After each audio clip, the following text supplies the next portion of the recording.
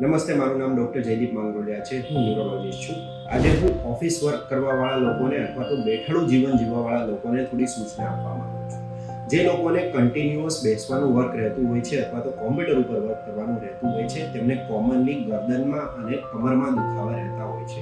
અને આ ગરદનના અને કમરના દુખાવાને કારણે ઘણી વખત એમને મણકામાંથી નીકળતી નસમાં દબાણ થતું હોય છે, જેના સિમ્ટમ્સ છે હાથ અને પગમાં ખાલી ચડવી, કે હાથ અને પગ બહેરા થઈ જવા અથવા તો હાથમાં પકડેલી વસ્તુ છટકી જવી.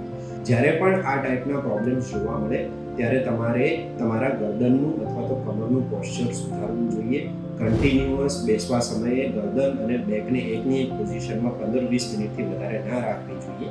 વચ્ચે વચ્ચે 30 સેકન્ડથી 60 સેકન્ડ માટે થોડું હલનચલન કરી દેવું જોઈએ કે જેનાથી કમર અને ગરદનના મણકા ઉપર બહુ વધારે પડતું પ્રેશર ના આવે. સાથે સૂતી વખતે ઓશિકાનો ઉપયોગ પણ બને એટલો ટાળવો જોઈએ કે જેનાથી મણકા ઉપર